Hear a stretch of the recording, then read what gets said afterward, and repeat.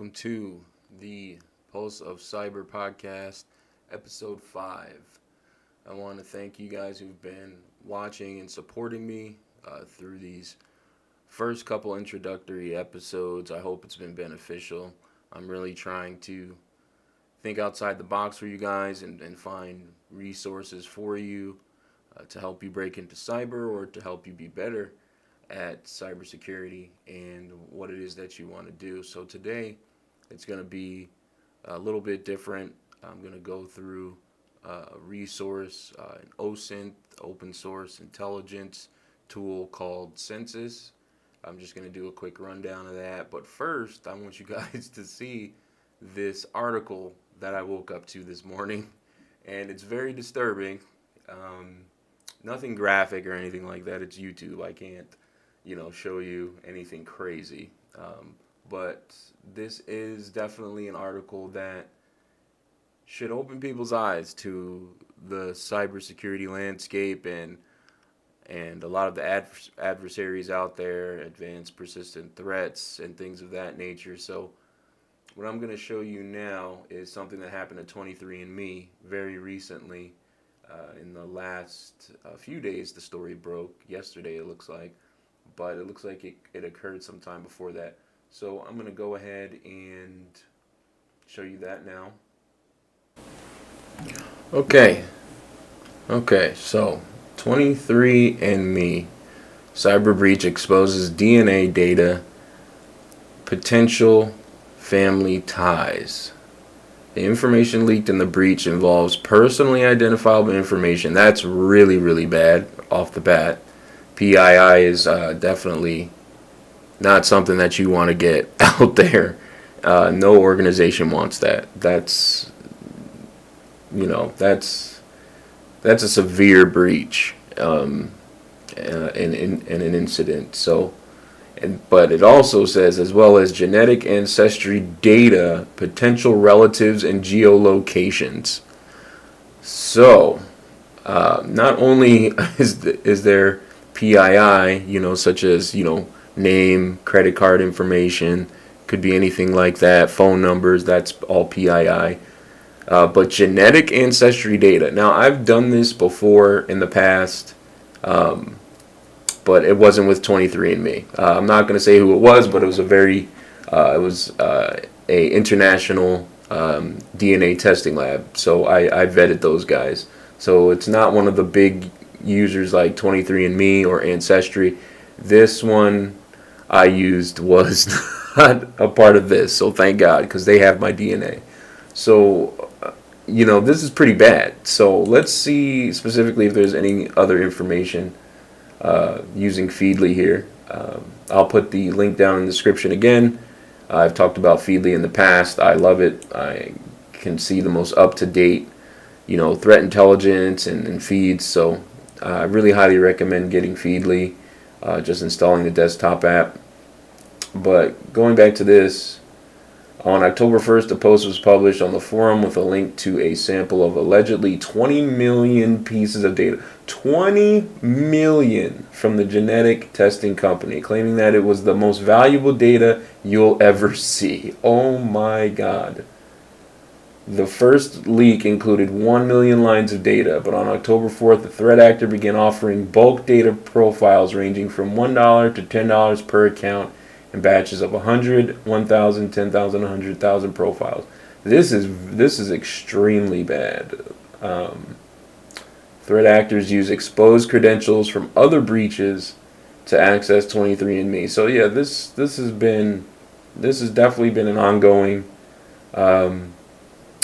ongoing breach, and wow, this is very disturbing, because this is not just any type of PII. This is biological DNA. So this is definitely pretty bad. So hopefully they can either recoup and recover all of this. But it looks like the threat actors have already been putting this information up for bids, and that definitely hurts 23andMe.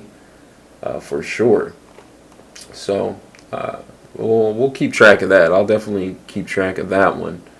But let's go to the next item, and that's Census. Census is a completely free open source tool.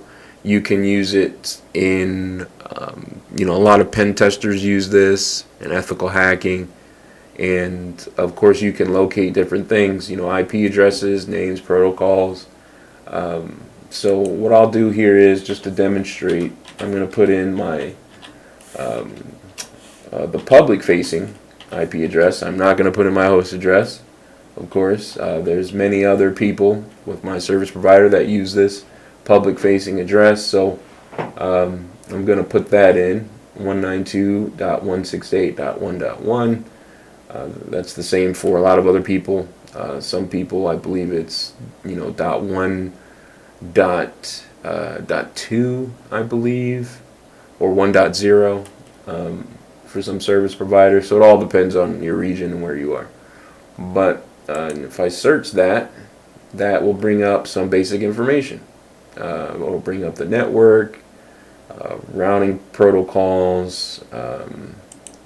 You can even explore, and you can see the different pivots, which is very useful if you're a pen tester, and this is probably a pen tester's best friend. And what I like is that, how did I go? No, I don't want to log in. It gives you Whois information. Now you can sign up for free. I do have an account, but I don't want to put in any of that information right now. So you can map out different host IPs or host names, and this will map it out for you, kind of like ZenMap would if you were pen testing a target or a company or something of that nature. And it also has the Whois. So Census, I highly recommend that. I'm going to be using this for my Capture the Flag competition in a few weeks. So I'll be using this and Shodan, which is another search engine, open source search engine. So a lot of these will definitely help you. Just to give you a bit of idea of what resources I use, and I've gone to a few conferences where they've notified me about a slew of this information. So use that in your OSINT research or Capture the Flags. It's very useful. Also, there's Obsidian. I highly recommend downloading Obsidian. I think you can only download it right now on Windows. I might be incorrect there. Oh, look, there's more platforms. I lied. So actually, I lied. You can use Obsidian on iOS, Android, Windows. This is very good for enumeration. I'm going to be using this in my CTF as well, because whenever you take down important information like IP addresses, host names, network addresses, and when you're looking at different segmentation, you want to map all that out. So the best way to do that is to, for Capture the Flag, is to have like a notepad. I mean, there's of course the Windows notepad, but this is a bit more flush because I can, you can see here, I can easily map this out with different notes and clip into different categories of what I'm enumerating, what information I'm compiling, and stay organized. So that's another one. So yeah, that is a great resource. But besides that, guys, I don't have much. I'm keeping this video short this time around. And I do have an announcement to make.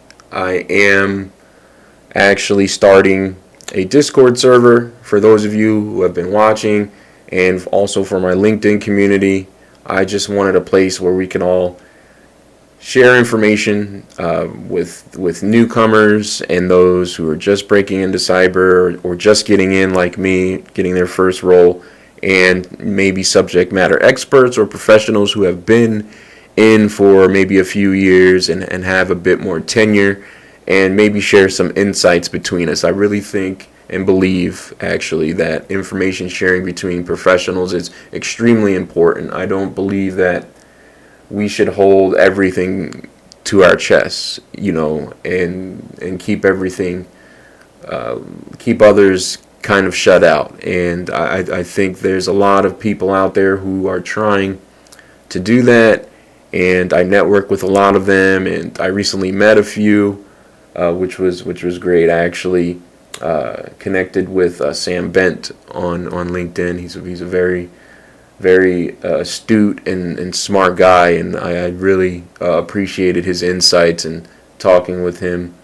But yeah, that Discord server is going to be dropping this weekend. Tomorrow, actually, on the 8th, I'm going to release that Discord server. I'll put that link down in the description as well. So if you do want to take advantage of that Discord server, you're more than welcome to jump in. We're going to have different roles and things of that nature, so it should be fun. But besides that, yeah, thanks for stopping by. Keep your finger on the pulse of cyber, and I'll see you next time.